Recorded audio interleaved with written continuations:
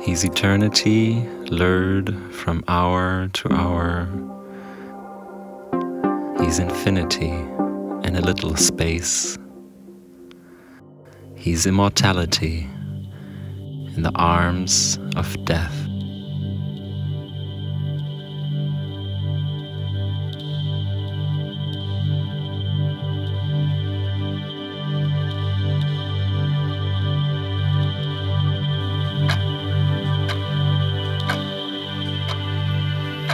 As I am 80 and I am spending 6 months in Auroville, suddenly I thought that I could die in Auroville. And so in the morning I decided to do a little testament. What I wanted if I die in Auroville, I gave the telephone numbers of my children and what I don't want and so and so. And I did it in French. I asked Kripa, who was in France, to translate this little testament in English. And so Kripa said, well, you are doing film. Why don't you do a film about that? That would be very interesting. So at the moment I was not ready, but I began to think about it. And when I came back 3 months after, I said, well, that's a nice idea. And it could be also a process for me to face death and know more about what Mother wrote about death. She wrote a lot of things, and sad poem and so. And so this idea of film just began. So that's why I was very happy to interview you about the subject. And I would like to know, for you, what is the meaning of death?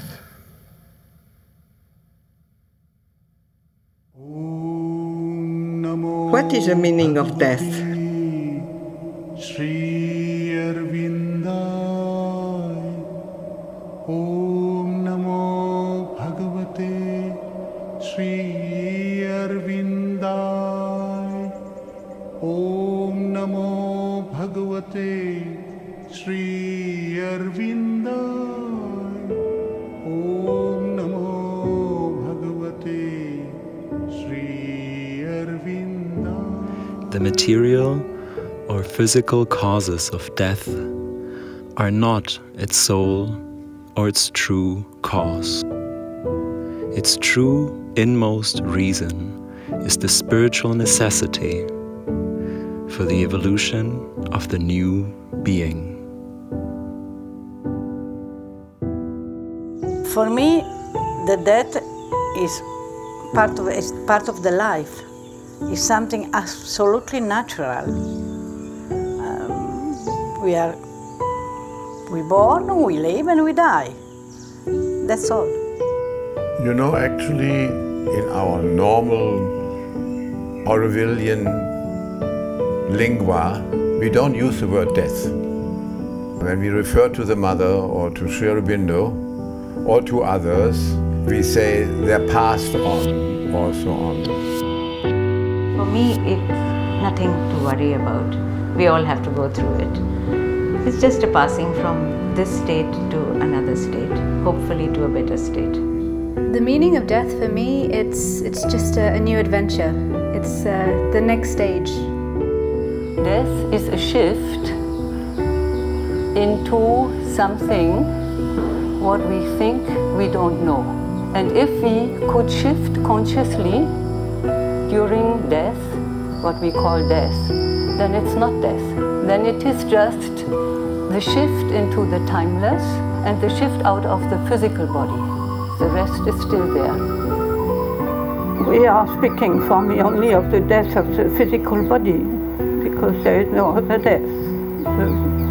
The real us within us doesn't die, so. I don't attach a lot of meaning to death. To me, death is the final. It is a process of arranging, of putting my affairs in order, as you did with your testament, so that your wishes are going to be respected. And I have had conversations with people about death and about the afterlife. And for me, death, where I die, how I die, is not any significance. To me, this is just a temple. It's a shell. And to see that actually death is simultaneously happening with life. It's a process of life itself. It's like my cells are getting regenerated all the time, and many cells are dying all the time, and new habits are being formed and old habits are dying. Activities are emerging, so old activities are going away. There is this constant emergence and dissolution, emergence and dissolution, emergence and dissolution. We die multiple times in our life, actually, you know, because what actually dies, it's our identity or who we think we are. So I think that if you go through certain traumatic experiences where something intense happens to you, it's a certain kind of death. It's where you leave a certain part of who you are behind and you reinvent yourself as something new. Everyone has their own way to live and to die. Yeah. Before the death comes to me, I need to learn how to live so I can die with ease, maybe. Death at work.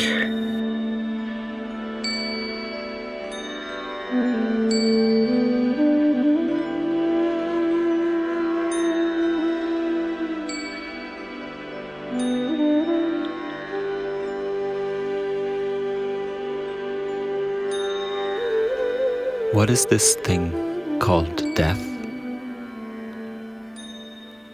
Can God die? O thou who fearest death, it is life that has come to thee sporting with a death head and wearing a mask of terror. When you initially become a doctor, the first few patients you lose haunt you.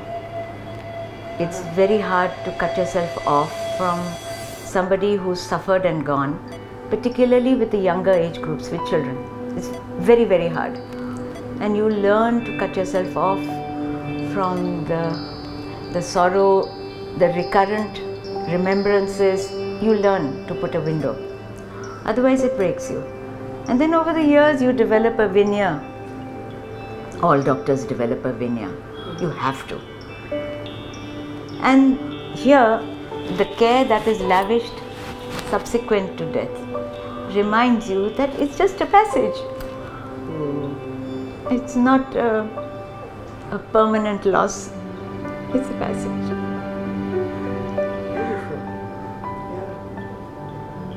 In anthropology or cultural anthropology, which is my background, we look at death, and especially actually, so not the biological death, but everything that happens after it, as a cultural practice.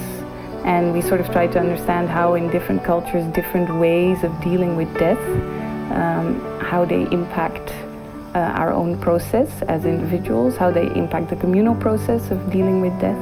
Because it is like a biological given, so every culture has a way of dealing with death, and I think the most prevalent one is definitely ideas of immortality, afterlife, and then the rites that will help the deceased to come into that afterlife in the proper way. Death in Auroville.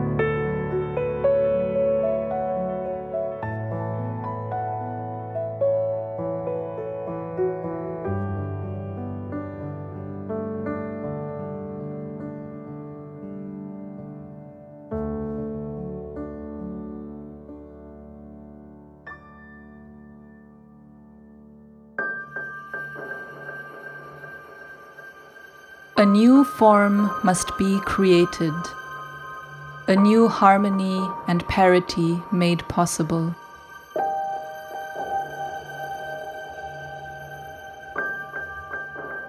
This is the true significance of death, and this is its use in nature. But if the form can become more quick and pliant, and the cells of the body can be awakened to change with the changing consciousness, there would be no need of a drastic dissolution. Death would be no longer inevitable. I just follow what Mother and Aurobindo have said about it's the means of evolution. The soul stays with the body until the body is no longer capable of changing to accommodate the growth and the development of that's called for. And at that point, the soul leaves it, and that's when death takes place.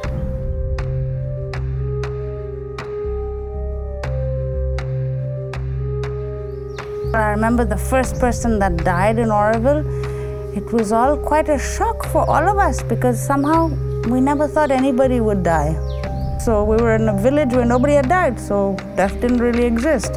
And then death starts existing, and then you're like, okay, how do we deal with this? So in the context of Auroville, I think we understand that it's a passage. I think we understand, like people do in India, that our life is ongoing. Even if we don't have our body, it goes on. So it's a little bit less frightening because it's a sort of night to the day of life.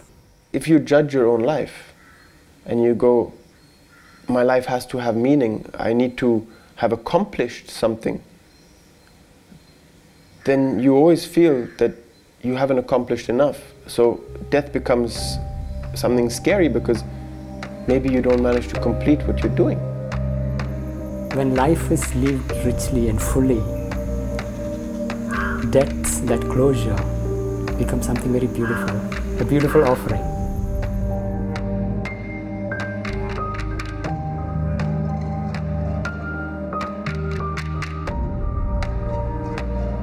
I think it's the first reason that Mother explained why you don't have to be afraid by death.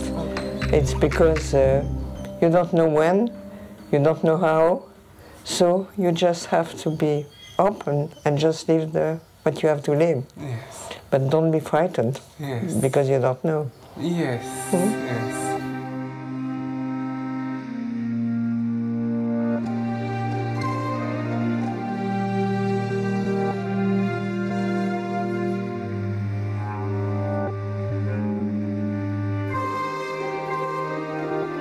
Life, death, death, life. The words have led for ages. Our thought and consciousness, and firmly seemed two opposites. But now long hidden pages are opened. Liberating truths undreamed.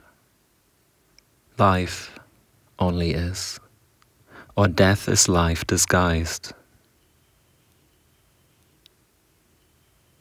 Life is short death, until by life we are surprised.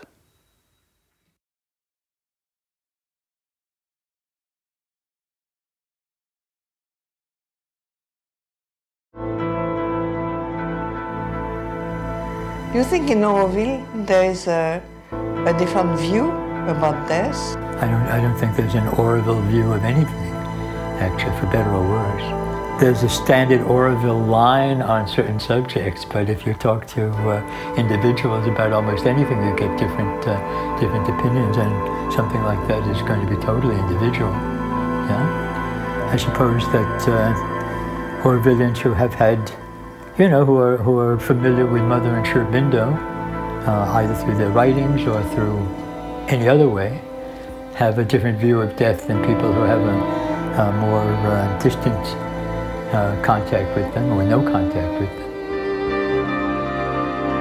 The Mother and Aurobindo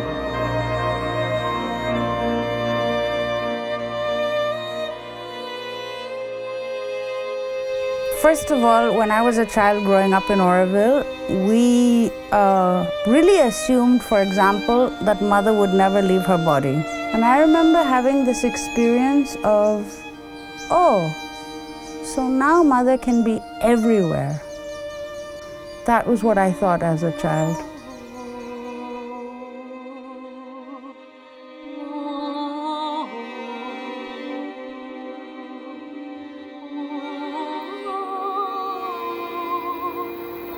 After I saw mother's supposedly dead body on 18th November 73, what I saw of her body was a glory, a kind of orange mist that had risen above the bed and was full of such an intense, incredible power and consciousness. When the mother died, and when I said the word died, I had something give me a slap. Boom! And then I said, oh, I'm sorry, I know, I'm sorry. I knew there was another formation coming in which would not apply to what happened to Aurobindo and the mother. So when we talk about death, then it is with this double take. In the normal language we use word death, but in our case we often feel mother has a whole compilation on death, what she says in the agenda and her letters and so on. It is just letting go of one body and the soul finds another instrument. No, it is a much, and she says if people would only know what a little step it is nothing to go from here to there, it is just a little thing.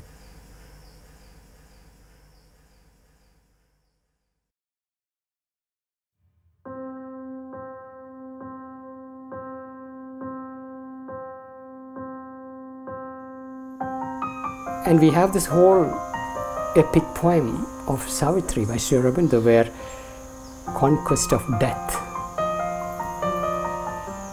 That's the underlying theme there. There is conquest of death by the power of love. Not love in the conventional human limited experience, but something vaster.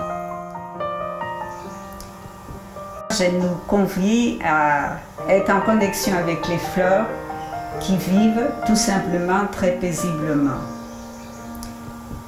Et elle nous dit, enfin je déforme un peu, que si on savait tout ce qui est inutile dans notre vie et pourquoi on s'inquiète de tant de choses, eh bien on n'aurait plus envie de rester sur cette terre. On voudrait tous partir. Mais elle rajoute, mais le divin dans sa sagesse fait qu'on ne connaît pas l'issue de la mort. Donc on reste. Personal experiences.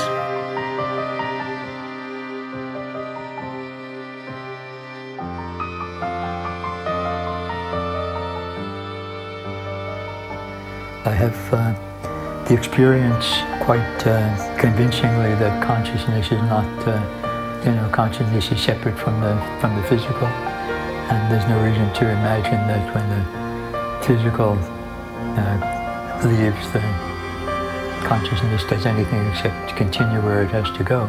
So no, it's not a frightening prospect for me at all. When I was about 15, I had a dream of mother, and she was walking with Satram, and they were talking, and I was like, Mother, you're not dead. And she looked at me and she said, Tu sais très bien, in French, she said, tu sais très bien que je ne meurs jamais. Je dis, oui, oui, c'est vrai, pardon, excuse-moi.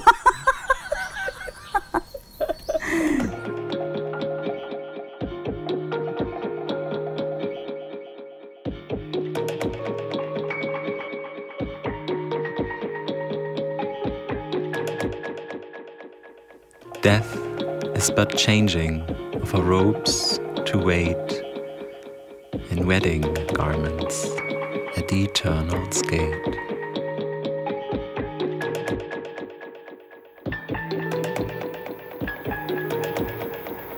I realized that actually the body of Mother was the first so-called dead body I had ever seen.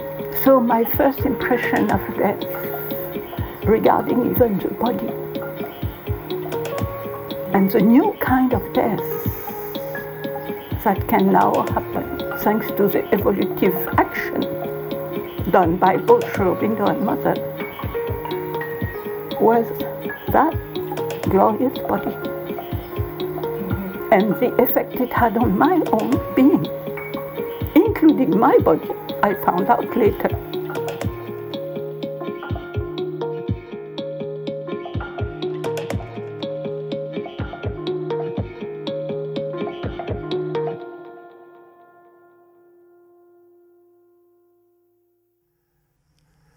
When I lost my first child, that was in 1967, the mother explained later on that when the soul comes into the terrestrial atmosphere and when the soul wants to leave, there are two passages which used to be very difficult.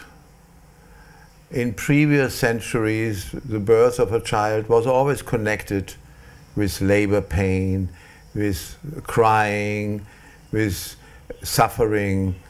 And often it was considered, maybe when you grew up and your grandparents, a child only become conscious at a certain age. Before it is just a baby. And she said at that time in '67, children born now are born conscious. So that passage has been opened more, the arrival here. But the departure of the body is still connected with a certain amount of agony and a certain amount of pain and a certain amount of suffering.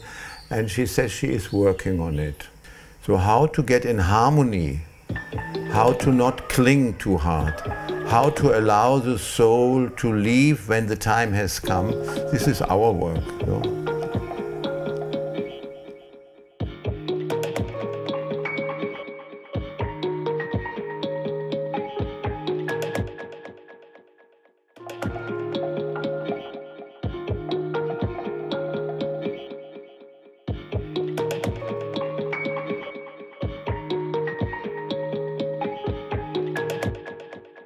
When somebody dies, we are not sorry for them, we are sorry for us.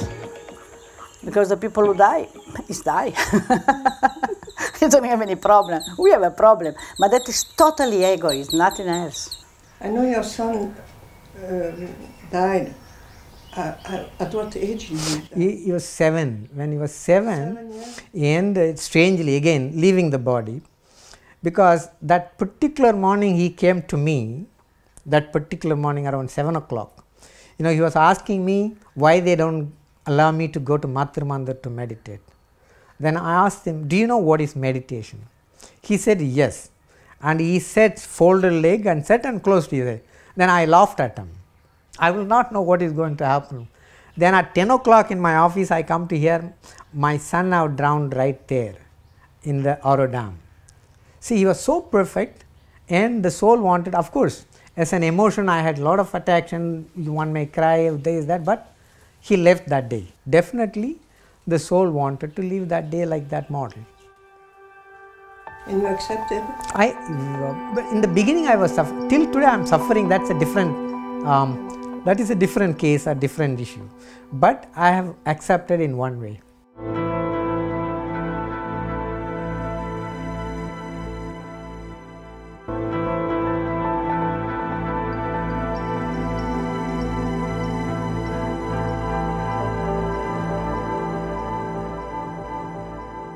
East versus West.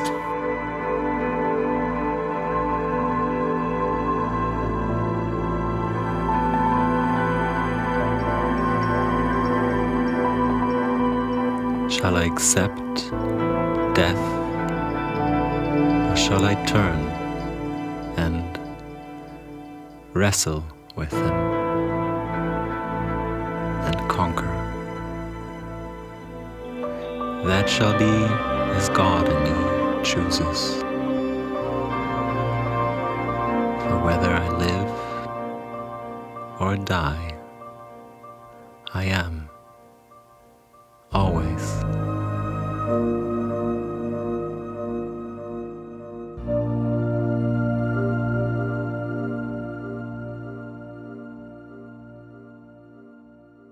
You see, in France, for instance, it became very technological. You go from hospital and then you go to a cremation thing and you press a button. And so when you come here, especially in India also, and in Auroville, it looks much better. I don't think that it's better or worse, it's very different, and I think it has a lot to do with that in the West we are focusing more and more on the physical death, the biological death, and less on sort of the meaning that, or the symbols or the life that comes after death. And I think here in Auroville that is still a little bit more alive, no? That we think of death as a stage of transition, and that therefore also everything that surrounds it, so the way you take care of people while they're dying, the way you take care of their body, the way you bury them or cremate them, etc., that it has a significance, that it actually has an impact, a real impact on, in this case, the physical community, but also on the soul or the spirit of that person. Anyway, in the West, because we have the technological possibility somehow, that we can take more of a distance from death. We can give the care of the dying people to people outside of our direct sphere, and the cremation and all these things are handled by professionals. So it becomes a little bit more distant from us, which you could wonder if that has something to do with the growing fear of death, because maybe the belief in the afterlife is diminishing. I think that Auroville is greatly influenced by India, and this idea of reincarnation, or of that it's just one chapter, is also something that we feel strongly in India. The big difference between India and Europe is, in India everything is there and you face whatever it is. In Europe, no, because as all the rest of also the life, the ceremony in Europe is until at one point. After it goes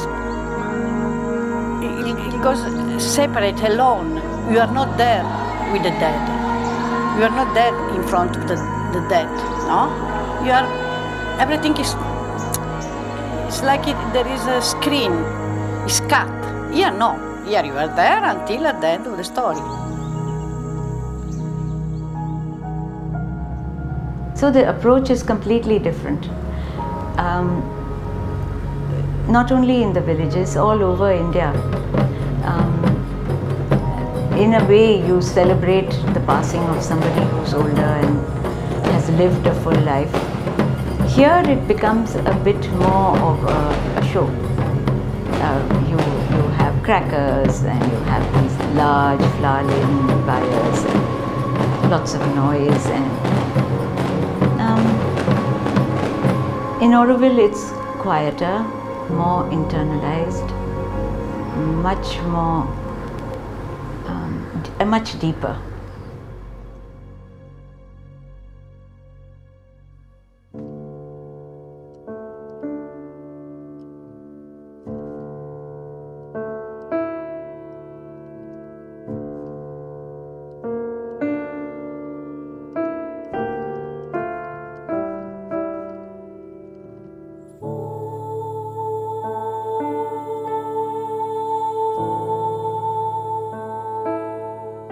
Farewell in Auroville.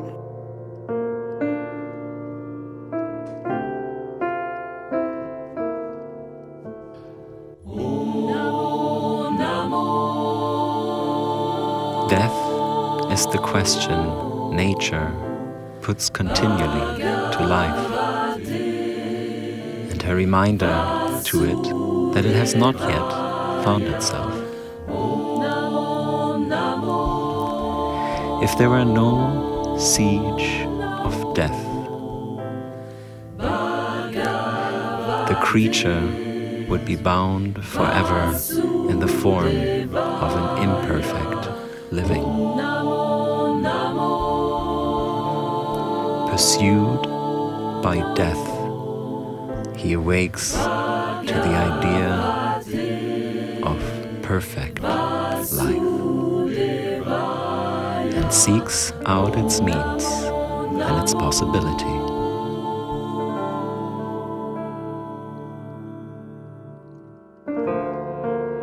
Est-ce que tu as l'impression que le fait de vivre à Auroville donne une autre approche de la mort? Oui. D'abord, il y a un détail pratique. On est une communauté et souvent on connaît la personne qui est décédée, enfin qui a quitté son corps. Hein. Et puis, j'apprécie beaucoup le travail du farewell, hein, qui met une atmosphère paisible. Le défunt a quelque chose de... Je veux dire, il est mis dans une situation la meilleure pour lui. Après, ce qui se dégage, c'est autre chose. Hein. Les fleurs qui l'entourent, ça, je dois dire que j'apprécie. Oui. Oui.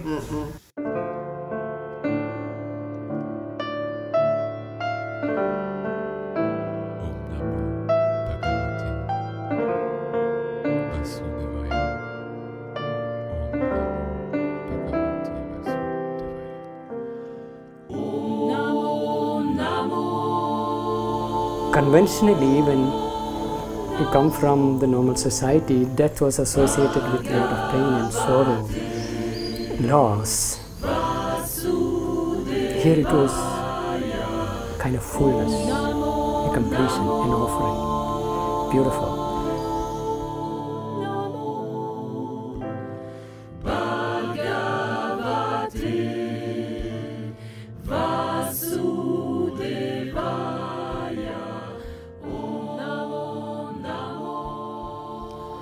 When I go to the farewell ground in adventure, and I go because I love the people who left their body here. It's a sign of respect. And when these people left, there is a kind of silence and a peace.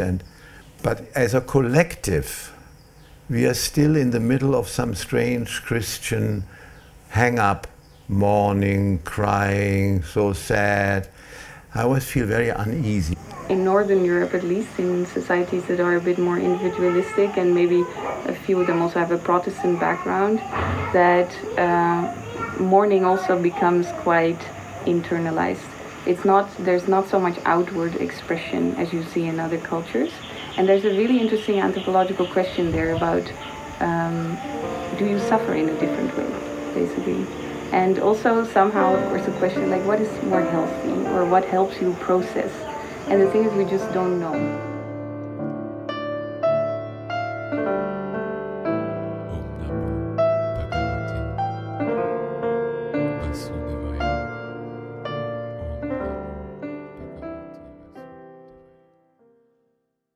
When they're in too much of a hurry to burn them, sometimes they burn them alive. They should wait. There's a consciousness in the form assumed in the cells. That takes 7 days to come out.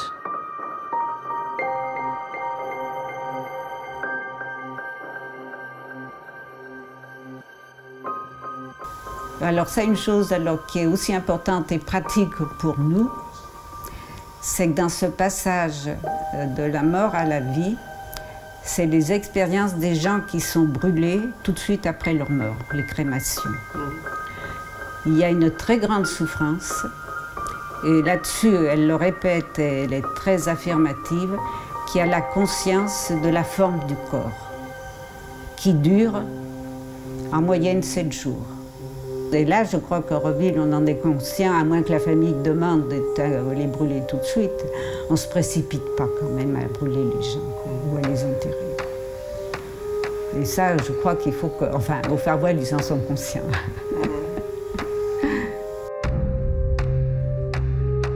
And I think that's why also in Auroville, you know, we keep the body for a few days so that the being has a clear understanding that this is over and it can move on.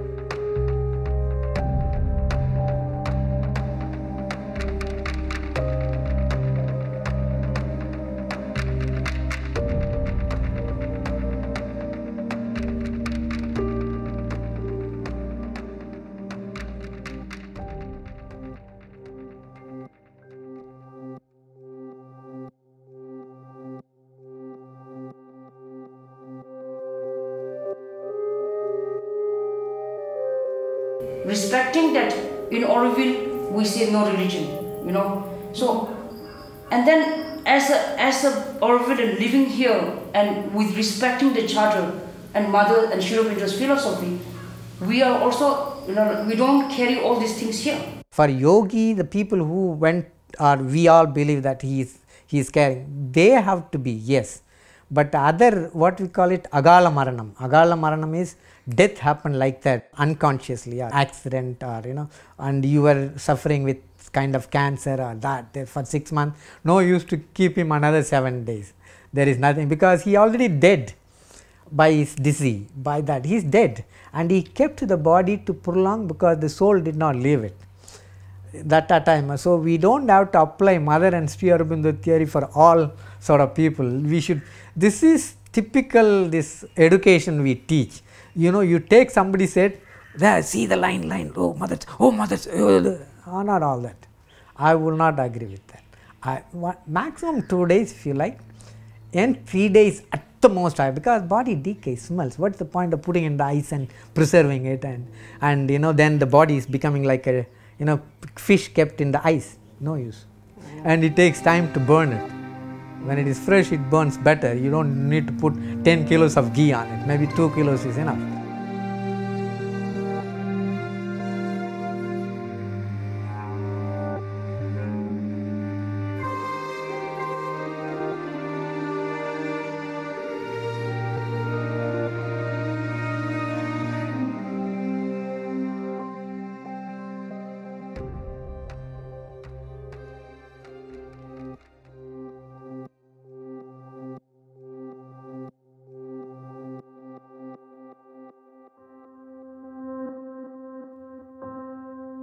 One must never wish for death.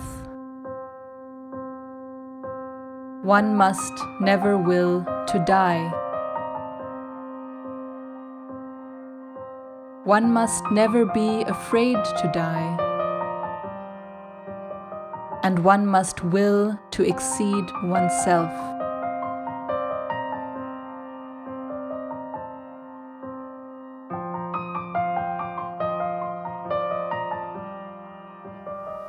I mean, the Western model of death and dying is pretty frightening and horrible as far as I'm concerned. That's what I'd be afraid of when I think about dying if I wasn't here. That, you know, I'd be in the hands of the doctors or the hospital and not have much to say about it. Whereas here, if I am sick, I'm going to stay at home and die, you know, in the bosom of my family and without a lot of tubes. Yeah? Much more my style, I think. We'll see. It's easy to talk about, no?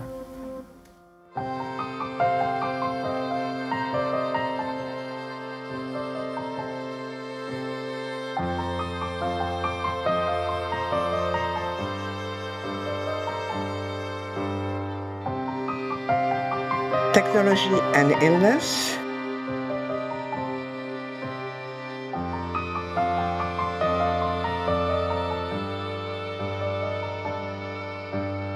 The one main question for me,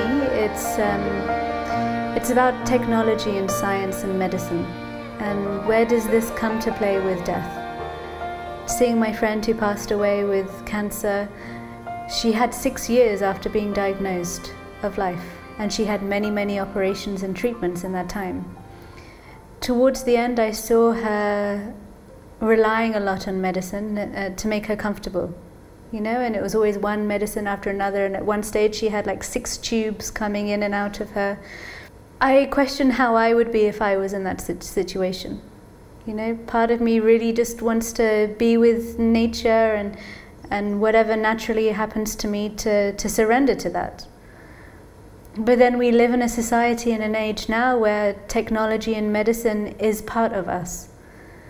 And at what stage do we try and have a longer life because medicine can save us and technology can save us? Or at what stage do we surrender to what is our destiny?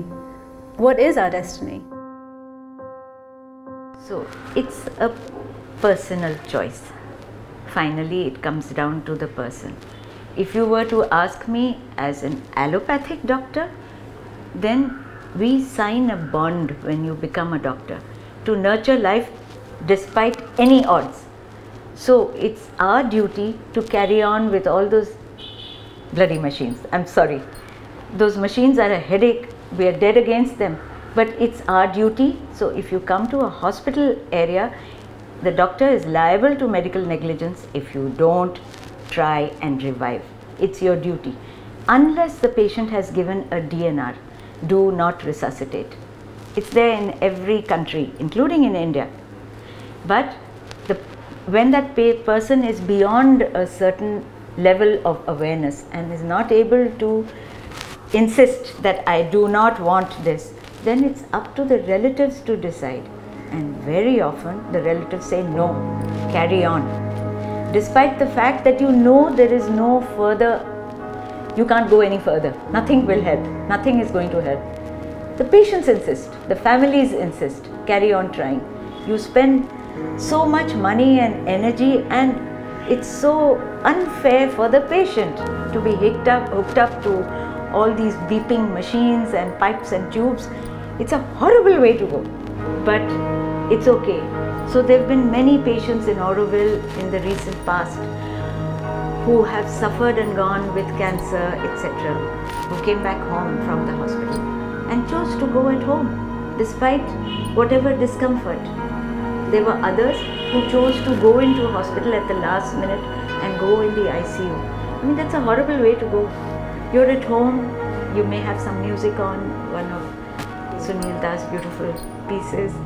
You might have family members around you. Nobody can be in the ICU. You're alone, hooked up to all these horrible noisy machines. What a way to go. No. So if I had a choice, no. You go home, you're going to go. You've reached a final frontier. It's fine. It's just a frontier. You're crossing it. But if something can be done, and if you've chosen to check that there is a treatment available and you find that it's an early stage, then I think we are honor bound to treat this machine nicely. So do what you can initially. Do what you can, what is easily done. Then when it goes beyond a certain point, leave it. Go with grace. We don't die because of our DNA. We die because of our consciousness. In my opinion, we don't die because we get a disease. We die because from that disease, because I know this is difficult, but because we attract the disease. At some level, we let that in. Do I expect something from outside to come and change who I am and change my relationship with dying? Or do I expect to do it from within? I'm interested in the inner journey. That's why I think we are here in Auroville. The spiritual path.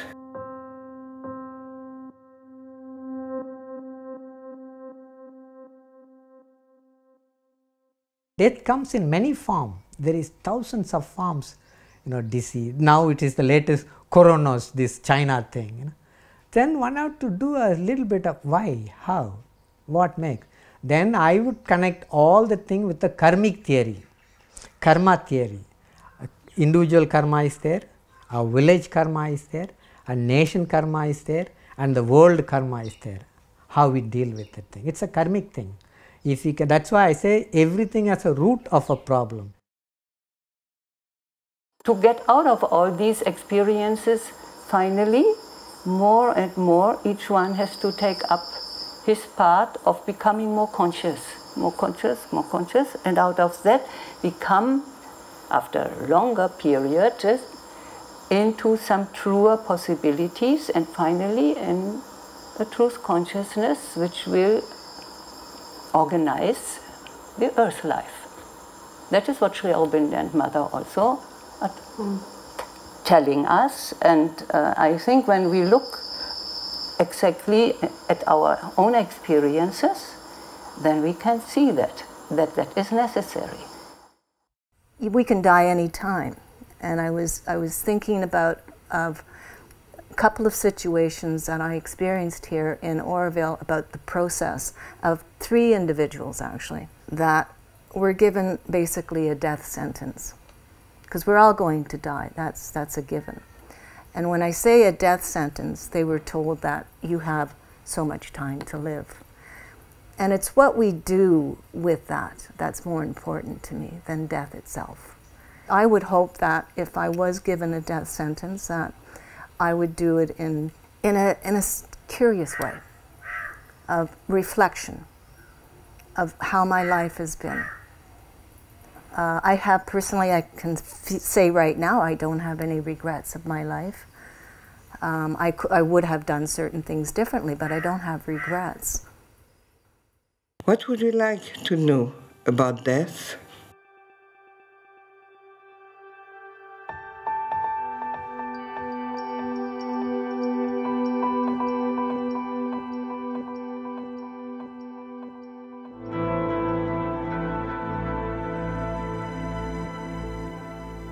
O death, our masked friend and maker of opportunities, when thou wouldst open the gate, hesitate not to tell us beforehand, for we are not of those who are shaken by its iron jarring. Is there anything that you would like to know about death? I'd like to know about life first. I have a lot of questions there still. What would change in my life if I knew what death was? What would happen after death? No? You know, if I knew that there was a heaven or a hell, would I live differently? If I knew that, if I knew what happened once I died, would it affect my life? I don't know. I don't think so. No, I think I like it as it is. I think I like the unknown. I think I like... Because I think if I knew all, I would take this life for granted. More so, knowing that there's more chances or more stories and more lives. I think this is as it's meant to be, and just by having faith and surrendering to that makes this more of a quality of life. I have a very nice astrologer in Paris, and she said, well, for a long time she said, tell me, you won't never be frightened because you are so curious to know what's after, and that's right. Really, I'm very, very curious to know what is after, because I'm sure there is something, but exactly what, I don't know, you see. So, I don't think I am frightened. I realized during these interviews, different interviews, that I was much more frightened to get old and to be dependent and to be on a wheelchair and dependent on the other, not to be myself, not to be able to be passionate, enthusiastic. This, I realized during this interview that I never thought about that. A new death.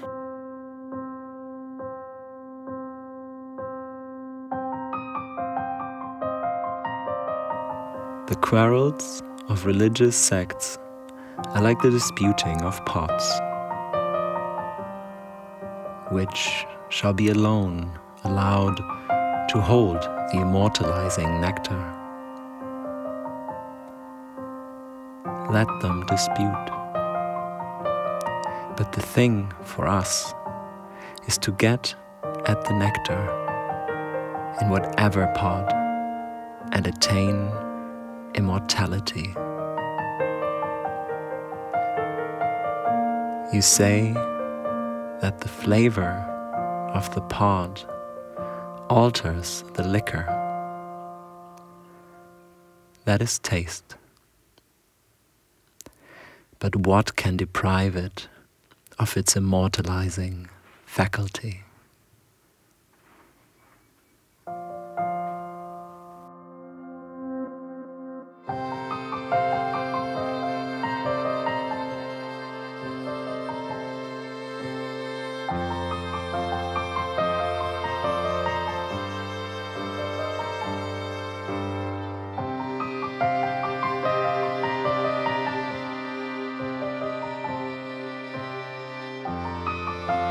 I find it's one of the most beautiful bridge that we can create as a neighbor, you know, and it's like there's a huge value there that we both, that they have lost a brother, we have lost a brother or sister, but this, if we can bring it together and bring it in one platform, this is one of the most beautiful bridge we could ever have with the villagers, you know, and like, it's okay, it will take time for all of us to change from how we are brought up and for all these systems that has been planted.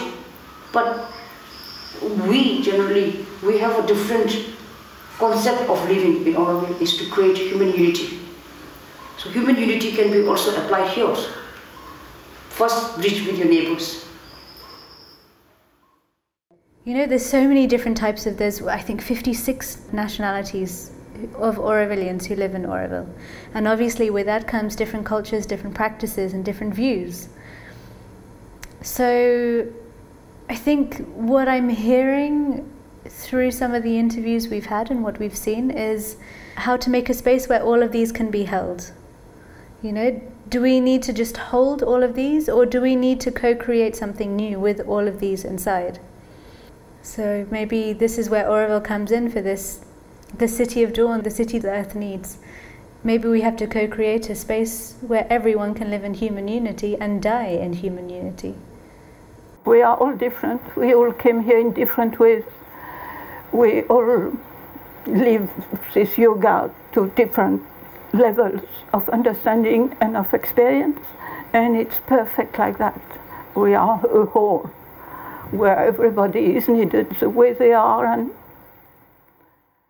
why now here is a process of widening your consciousness, of becoming more aware of your dharma, the swadharma of your being here. One should learn to live life with the soul. That is yoga. That is yoga and was yoga. And finally Aurobindo said, we know that finally all life is yoga. Because if we think that life is measured by death, then that death becomes the ultimate important moment. It's like it's where you get the results. Like if the results matter. It doesn't matter. What matters is the life, what we've lived up to then. So for me, the challenge is within one's lifetime to try and develop enough awareness so that at that moment you're ready. And I realize it takes a whole lifetime to do that. On a tendance à s'identifier à ce qui peut périr, à notre corps physique. Alors qu'il faudrait s'identifier à ce qui ne périt pas, à l'esprit. Et là, il n'y a plus de mort. Namo Bhagavate Sri Arvindai. It took millennia to evolve from animal to man. Today, man, thanks to his mind, can accelerate things and will a transformation towards a man who will be God. This transformation with the halo of the mind,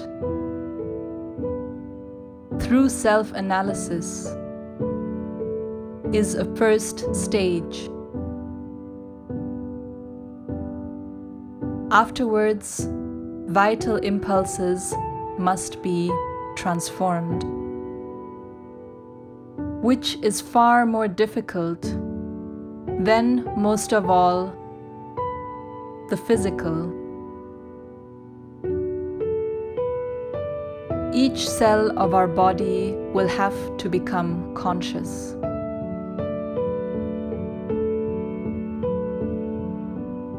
It is the work I am doing here.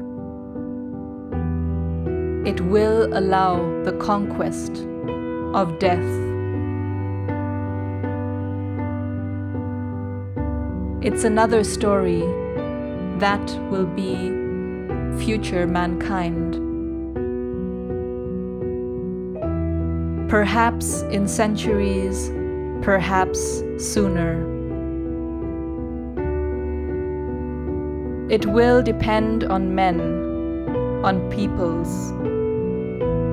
Auroville is the first step towards this goal.